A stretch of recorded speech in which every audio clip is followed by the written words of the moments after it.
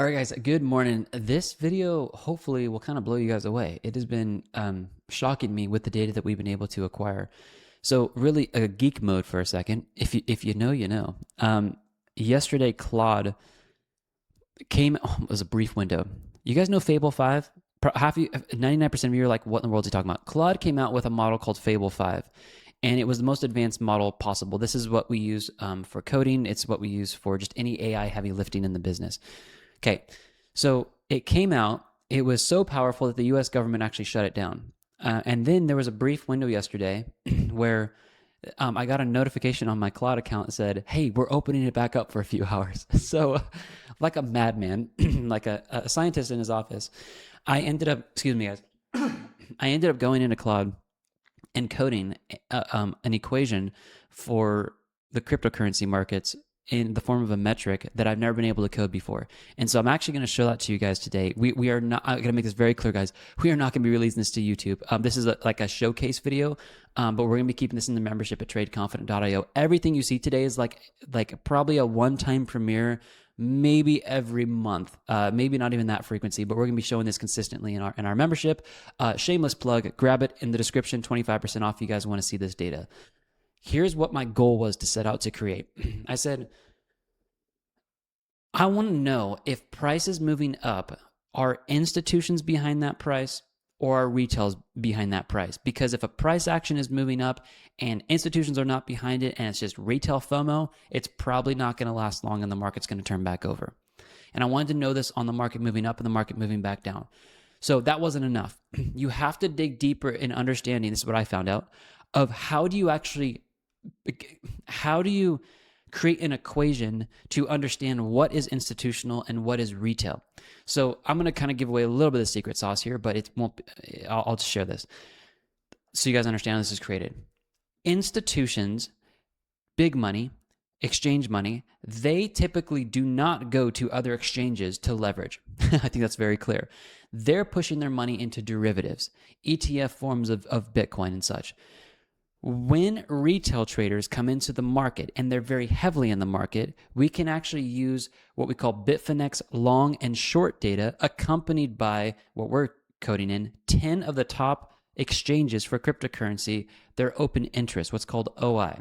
So if you have longs and you have shorts in the market, OI, open interest, is basically what is the aggressiveness of leveraged used in the current moment of the market. OI doesn't necessarily tell you, we found ways around this, but OI doesn't actually tell you which side is leveraged greater by itself. But we were able to use AI to actually show us that data, and that's what I can't go into. But you'll see it on the charts here. So what we were able to do with Fable 5 yesterday is create a metric that tells us, to the most accurate ability possible, if institutional money is behind a move or if retail is behind a move, because institutional money is going to show up on spot volume. It's not going to show up on open interest on the exchanges. That's where retail FOMOs. And we know this because exchanges trade against retail traders. And if big money institution were to go onto another exchange and use their leverage, they would be mocked up to be liquidated. And I'm going to show that to you guys and prove it to you on another chart here. Okay. So I can't give away more than that, but this is what we've coded, and you'll see it in the proof here, okay? You can even see it on on-chain data because I verified this move. Well, you can see here. This yellow line is institutions, retail is blue, and if you even go on the on-chain data, you can see Wintermute, you can see Binance as well as Coinbase right now purchasing in large amounts. Also, I can verify this with the ETF inflows as well from the big boys. So this is accurate here. Watch this. When retail increases here, and you got to look at this. See this 0 point? This is longs, this is shorts. Okay, long bias, short bias. When retail is increasing here and they're using leverage, which is called open interest, this is typically where the market is going to get euphoric going long. But if you do not have institutions joining retail traders, or best case, in this case right here, institutions actually over retail traders in their aggressiveness of buying, then this is most likely going to end in a false move and the market's going to move back down. Okay. So when we have this 0 point here and retail is far above institutions, we have a red background to warn us that typically big money is not following the FOMO emotions of retail traders, because retail is leveraging long here while institutions are actually pulling money out of the market. Okay, this is tracking the big spot volume. It's not all spot volume because we have a threshold to actually look at only large transactions. Because retail can be in spot volume, I'll tell you guys, we actually have it's a Z-score. We run a Z-score on the volume and actually look at to see, is volume actually higher than the average amount of volume in the previous candles? So we only have thresholds of big money coming through. That's how we're able to track institutions. Okay, so what's interesting here is watch how this plays out. So the market is going, market went down because retail FOMO'd in here, went leveraged long, and institutions did not follow. Price ends up going back down. This move up right here, retail comes in to leverage long again, while at the same time we have institutions taking money out. Spot volume is decreasing. Well, what's happening? Market's going back down. Take a look at this. Retail was flat. They did not over leverage here. But during these candles here, what was big money doing? Institutional money, spot volume, completely selling out. What this is, okay, I'm not trying to make fun of anybody. This is literally the typical retail trader. Once the market finds an absolute bottom, retail comes in here and leverages to the moon and back on short positions. Their shorts leverage up. Okay, while they're leveraging up, smart money is actually buying back into the market to liquidate these guys, and they're coming back up here. And only once the price moved back up here, big money, institutional money, was already flowing into the market based off the spot volume. We can confirm large orders on spot volume, and then retail followed after that, after they got basically liquidated. But here's interesting a thing about this move. This move right now, guys, is actually a pretty healthy move. It's a healthy rally. This is going to update all the way through the chart. It's healthy because we actually have institutions leading this pump. This is not an over-leveraged pump from retail. It's not. This over here is right there. That's an over-leverage for retail. We can tell because institutions didn't follow. Why did it not last very long? Because there wasn't any big money behind it. So what I can tell here is this is actually a healthy move to be buying into. What I'm watching for right now is a repeat of the scenario over here. So when I see, and I'll show this to you guys every week in the membership so you guys can watch this. We're not going to release this to YouTube. This is kind of a premiere here. When we see retail, this blue line, shoot back above here, and we see this line come back down, that is going to tell me most likely that this run is done. And retail has... it happens every time. The market goes up, they're like, oh my goodness, it's going even more. It's going even more. It's never going to stop. Let's put on 25x leverage. They leverage up, and we'll be able to tell right here, and I'll show you one more chart where we're going to be able to tell this really well, and it came true yesterday, and I'll show that to you guys as well. When this starts moving above the yellow line, and we see institutional money coming out and spot volume decreasing and leverage increasing on retail trader bets, that is where I'm expecting to top. That is probably not a bad idea to maybe look to open a short position on Bitcoin. I'm not your financial advisor. I'm just going to be sharing this with you guys as members. Now, watch this. I'll prove this to you guys another way.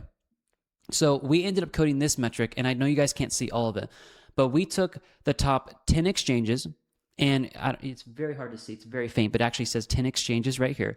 We took the top 10 exchanges, and we pulled all their open interest data. Again, open interest is the fuel of, it is the aggressiveness of leverage. It doesn't necessarily tell you if it's long or short, but we do have proprietary data that actually shows us if it's actually on longs or shorts, which is crazy. That's part of what Fable 5 did. So what we were able to do here is we took the open interest line, and we were able to see if more longs or shorts were being leveraged. What I came out with a post yesterday in our Telegram, and Telegram's free. There's a link in the description. You guys can follow this. I said retail investors have recently, hold on, let me come here. Let me move my face over here so you guys can see this real quick. Okay, back at it.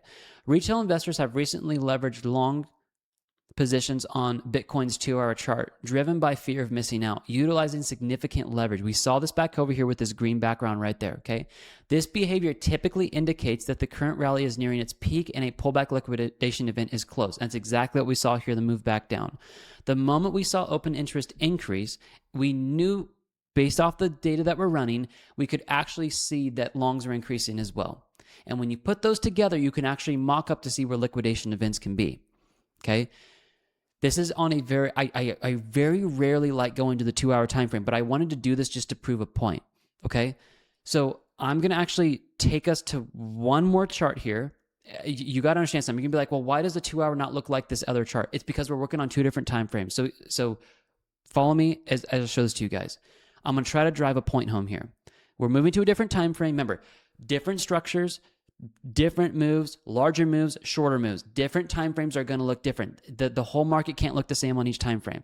Well, what I'm going to do is I'm going to bring you guys up to a higher level now and show you guys what market participants are doing from a higher level at 4 hour. Okay? And watch this.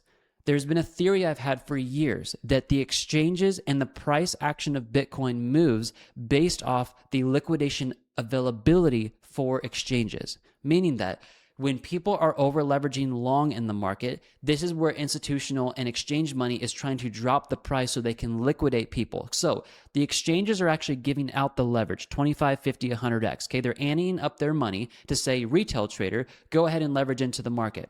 We're going to give you that money.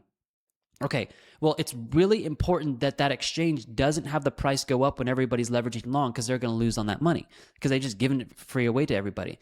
My thought is, what if we could actually track the most accurate way of seeing all market participants on 10 different exchanges, and they're all listed here. It's Binance, Bybit, OKX for tracking, BitGet, HTX, Coinbase, Bitfinex, Kraken, BitMEX, and Durbit. I'm sorry, I don't even know what that is called. Anyways, back to the point. We're tracking these exchanges. We can now see if people are majority going long or short. And here's how we're doing this. We're taking 50% of this weighted average down here from Bitfinex raw data. Bitfinex, we can actually pull the, it's not a proxy. It's actually a true form of long and short data on Bitfinex. So we have that as a high weight. Second, we're weighting this 25% off the actual funding rate proxy. This is price based on directional signal. Now, 15% of this is actually on open interest. This is a blended from Bitfinex as well as the CME ratio. And then 10% is actually spot volume. This is where we had AI do some incredible heavy lifting to figure out where our market participants basically positioned in the market. And what's interesting is that the exchanges did exactly what I've had a theory on for years. When traders are over leveraged long in the market, and you can see this is long up here and this is short. When they're over leveraged long, the price is crashing. Okay? I find it just interesting that the moment that we saw short spike in the market well over longs, that's when this bottomed out right here. And we started to see shorts come out in the market. And the only way to wipe out all these shorts here is to actually move price back up so the exchanges don't have to pay. Oh, and it's just so interesting to me as well. And I hope I don't get in trouble sharing this publicly. The moment that we saw longs increase over shorts down here, what happened? People remember, we're pulling open interest on this as well. Okay, it's a 15%. And we're also looking at long and shorts on Bitfinex, which also use some leverage. So when people are leveraging up and going massively long and the shorts are not prevalent, what's going on? We're squeezing all the longs. So when people are majority long in the market, the exchanges are crashing it back down. Okay? Well, what's another interesting perspective? The moment that we saw shorts increase in the market and longs fell out, what do you expect? Exchanges aren't going to be paying that out, guys. They're going to shoot price straight back up so they don't have to pay out on all the leveraged shorts. Okay, this is where I did a voice message yesterday where I'm not going to share this video probably again for a long time. Like, I'm almost a little nervous, like we're going to share this and like something's going to happen to Trade Confident. I'm not trying to speak that over myself or anything like that. But there's a reason why I think the government's trying to shut down some of this AI advancement. This stuff is getting so advanced now that we're starting to be able to see things behind the price action that retail traders see. And when you start understanding, I think we've cracked something here. I could be wrong. But when you start actually getting this high quality of data of seeing what's actually happening with longs and shorts, and let's say you own an exchange, guys, if you own an exchange and you just gave your market participants 50x leverage, do you want to actually pay that out to everybody? No. So maybe, just maybe, there are some exchanges out there that can tell the leverage that most people are using on their exchanges and they partner up together to liquidate people. I don't know, just a weird theory that I have out there. I'm probably completely wrong, okay? So what we're going to be doing is we're going to start teaching our members how to read these charts. And we're actually be showing you guys what these readings are saying in our future forecast, which is we actually have one tomorrow morning at tradeconfident.io. So I know I showed you guys a lot there, but what I'll do now is I will actually show you guys how to access this. So if you guys go to the link in the description, again, I'm not going to be showing this on YouTube. I really feel like we're supposed to keep a lot of this private. Tradeconfident.io. There's a link in the description. Grab a membership. If you're brand new, you're going to get 25% off. These are just 3 charts. We have 10 on-chain metrics that we've coded to track the bottom of Bitcoin, and there's other stuff here that I just don't feel comfortable sharing publicly, but we're going to share, most likely, we're going to share all of them to our members, okay? What we've been able to create over the last week, I think, is going to shock people. And we're going to start using these to actually enter and exit the market with live money. I have just over, well, I think it's like $1.2, $1.3 million I trade with for crypto. We're going to start using these metric charts to actually get in and out of the market. Okay. So grab a membership if you guys want to see these again on a continual basis, because I'm not going to be doing this on YouTube. Okay. I wanted to give you guys this. So I guess you count yourself lucky if you saw this. And just know that we'll be sharing this in the membership and not on YouTube. I got to protect this somehow. So I love you guys. Have a good one, and I'll see you guys in the future forecast tomorrow at tradeconfident.io when I come out with a video, and I'll share some more insights with you guys tomorrow. I love you guys, and I'll see you inside the membership. Bye-bye.